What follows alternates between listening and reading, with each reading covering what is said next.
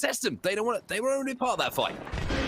Yeah, that's a great point. I remember a day, and actually, as I say that, the action's going to heat up here, so we're going to get focused. Looks like Nasty, Strafe, and Del have one down. Trying to set up, trying to survive, and oh my goodness, it's going to be Nasty last alive, having to go huge for his team right here, right now, using his teammate's knockdown shield as his shield of his own, trying to set up a possible rotation for his teammates. Going to drop his ultimate as well to defend against grenades, but it's looking bleak for Nasty. Not a lot of shield to his name. Both of his teammates get eliminated in what we called a must-win game or a must-perform game for GSD is now looking very, very grim.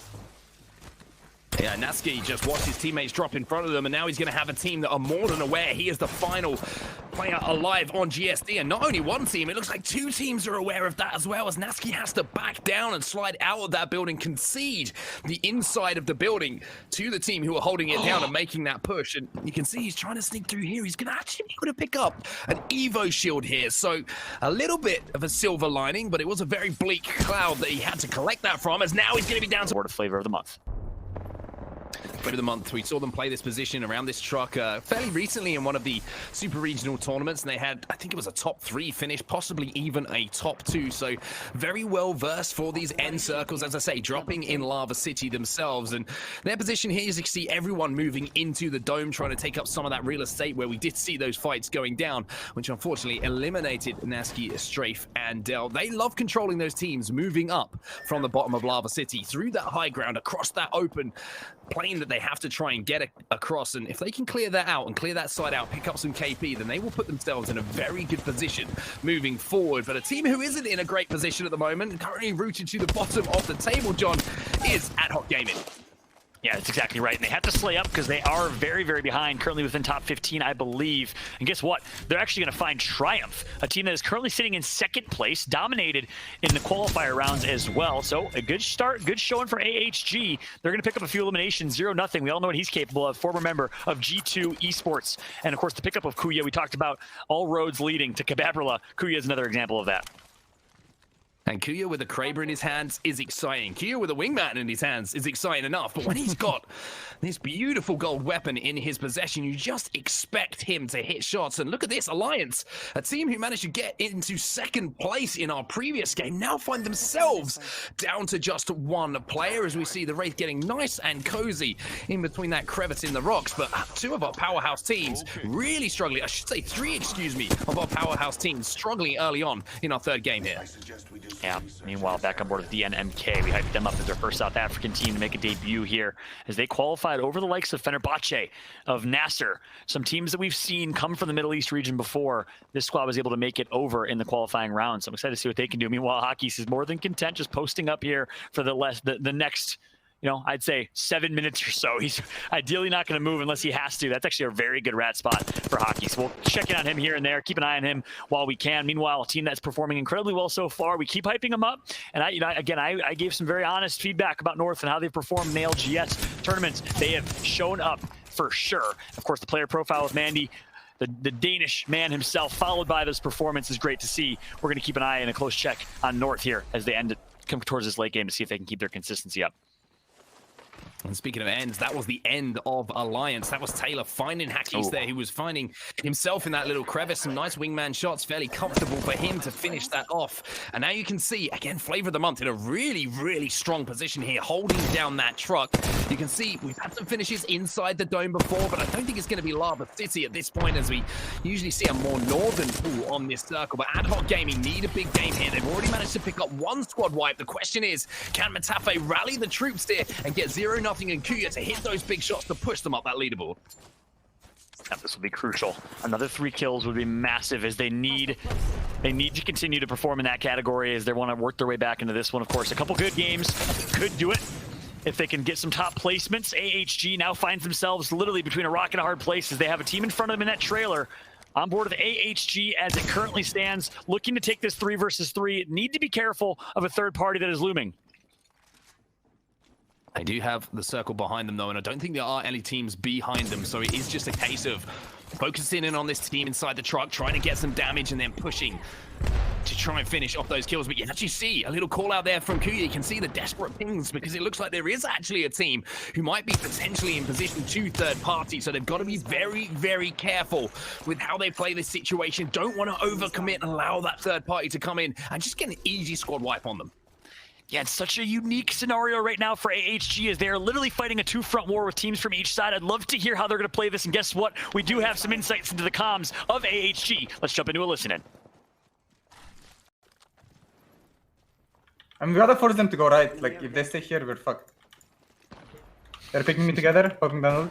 Yeah, I'm on the left side. They're nading you. Yeah. They cracked me. Give it They crack. ulted you, they ulted you. Come to me if you need to. Are we good? I'm Break, healing. almost cracked. I need to pull back. If he's pushing me, I'm dead. I'm stunned. I need to Die. go back. One on my angle. Guys, I need help, guys. I don't see anyone. Careful, They're careful, shooting car. back. Two guys over here. I need help. I'm healing. Crack me.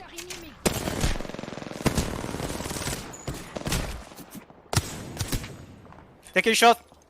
Yeah. I'm peeping. Motherfucker. Yeah, do it. No. What? I'm gonna down in 3 seconds. Nading. They're Wait, getting don't shot from team, the other keep team. behind. Other team. I'm knocked. All you. I think you just I ran don't know, for bro. There's Wraith looking here. I'm trying to block you. This. Pick our banners. Careful. And some great insights into the comms. A little bit on a different page right there for AHG as you saw Matafe across map by himself saying, I need help. The help didn't really come through. Kuya went for some sniper shots, didn't connect, but it actually, that was a great listen to really just understand the new DNA of this AHG squad, which by the way, keep in mind, Ad Hoc Gaming made some significant roster changes after finding some relative success with Zerafer and Zippith. They replaced Zerafer with Kuya. They replaced Zippith with 0-0, and this new AHG squad has just not had an opportunity to perform here in ALGS just yet. And what happened to them was exactly what I was worried about was what going to happen. They didn't know how they wanted to play that situation. Were they worried about the team behind them? Did they want to try and push on the team on the truck? And it ended up that they got split and Matafe got picked off, leaving them in a 2v3 situation. And that's just like blood in the water for the two teams who were either side of them. They knew it was a two-man. They knew that they had the full complement of players. So anyone who wanted to move and make a rotation based off of that one knock could do so. So AHG there, unfortunately for them, I think you summed it up perfectly. The chemistry in that particular situation a little bit off, and Matafe's knock really did open the doors for those teams to push. That's exactly right. And that's why I'm so glad we had a chance to jump into that listen in because, like you said, great call out, onset. They were just in such a difficult position and they had to play that near perfect. Obviously, you know, we can't sit here and be super critical because that's just a hard position to be in, nonetheless, with where their positioning was. But again, what's interesting is how they got in that spot in the first place. They saw a team that they wanted to potentially try and get the elims for. They were a little bit indecisive in taking that fight, and that indecision is what ultimately resulted in the ring closing and them getting collapsed on. You never want to kind of be in that two-front war position where two teams can tee off on you. So now we're jumping on board with Chill and ALGS, and do remember, I should say, that the hashtag ALGS is what you need to use to get in touch with the show and show us how you're watching today as these teams compete for, of course, that first place finish. As we're now going to see a late rotation in from them towards that dome area. A little bit late, as they're going to have to cut in here, and you can see ahead of them, lots of teams are going to be fighting. They've only got around 30 seconds or so to try and find themselves somewhere to call home, as Gamers Origin have found a little nook and a little cranny underneath one of these buildings. And again, the different elevations in this dome area means that you can play under the buildings, you can play on top of them, and of course inside them. The only issue is so many lines of sight available on all those positions that you have to play it perfectly and position yourself to not get involved with one of those third parties coming in. Yeah, one thing I want to talk about now that we're back in these buildings very briefly is when Nasty, Strafe, and Dell got taken out earlier, why did they get taken out? Why did they put themselves in that position? Well, that's exactly why. Every team is realizing this endgame circle is going to be over towards the dome. Those buildings are such a power position. If you can get that real estate early, you can win the game. You're in a great position. As we just saw right there, Gamers Origin wasn't able to take control of that building. They got taken out. Nasty, Strafe, and Dell tried fighting major pushers for that location and unfortunately just lost the 3 versus 3. So that's giving you some insights in how these teams think, how they rotate, how they position themselves towards late game to find success. And I've got to give a little bit of sympathy maybe to Nasty Strafendell in that situation as well. They do see some nice shots with the Eva 8, but it's going to be Luminosity Gaming who are making their move in here on the French roster, Chill and ALGS. And now it's going to be all down to Joke to try and stay alive in this situation. We've gone from around 17 squads to 12 squads as this ring is closing. And now you can see North in a little sticky spot themselves. Mandy, the last player alive for them.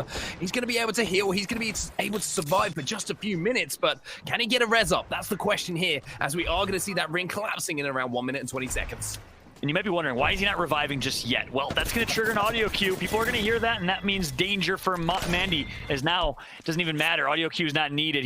Gambit's going to actually see a few members down, and Gambit takes out Mandy. I believe Gambit doesn't have their full squad alive either, so that's a crucial kill. Meanwhile, Myth, the team with the great position, and a Caustic, and a Gibraltar. Of course, not a Watson, which they'd like to have, but in a great spot right here. They are the ones that are controlling this ever so important piece of real estate, the inside piece that we saw Nasty Strafendell fight for. It's going to actually go in the hands of Myth. This is almost turning into a game of King of the Hill. Who can maintain this positioning? And they're clearly finding some success in Myth.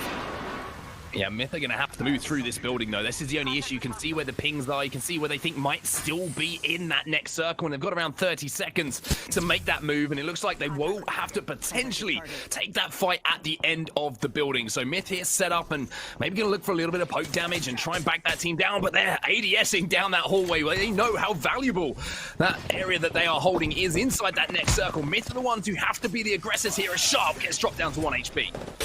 Oh my goodness, it's such a difficult position, but that thermite grenade is going to be so crucial. It's going to buy them some much needed time, and just like that, Myth should be able to heal back up. You see the med kits being popped. Myth currently in a decent position, but they are going to be fighting a war right now as they're going to have to make this rotation through. It looks like they're just barely in circle. They have to fight for positioning here. This is a 3 versus 3 fight, and it looks like Zipith is actually going to go down. Former member of Ad Hoc Gaming get taken up by Sharp. A clutch play coming right through. And let's go ahead and jump into the comms and hear insights from this Myth squad in this fight. Pushing now. It's Gambit. 2 of them. Yeah. They're gonna push, they're pushing.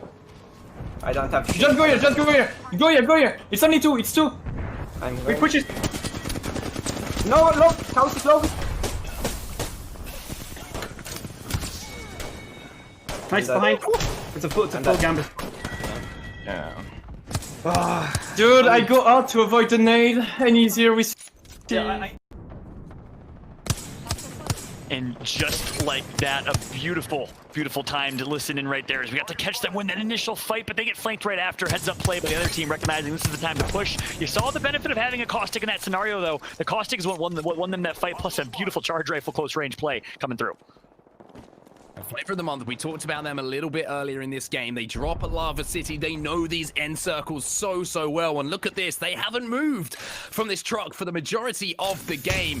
And they are set up for success, as you see, where that next ring is going to be pulling with Pierre with the charge rifle in hand as well. This is the perfect situation for them. Farming those teams who are having to move from that low ground from Lava City up towards them across that open ground. Such a difficult rotation to make without Flavor of the Month being able to land some shots onto you. And you can see here, third impact black, having that situation to try and overcome. And unfortunately for them, they've already had 1 player down. The question is, can they get him back into the game? And can anyone challenge that strong position that Flavor of the Month have here?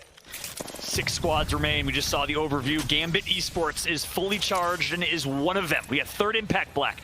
Gambit, Flavor of the Month, to say the least. Some powerhouse teams to close this one out. Flavor of the Month is one of the few squads in Apex that has maintained the same exact roster all the way since before the Apex preseason invitational in Krakow, Poland.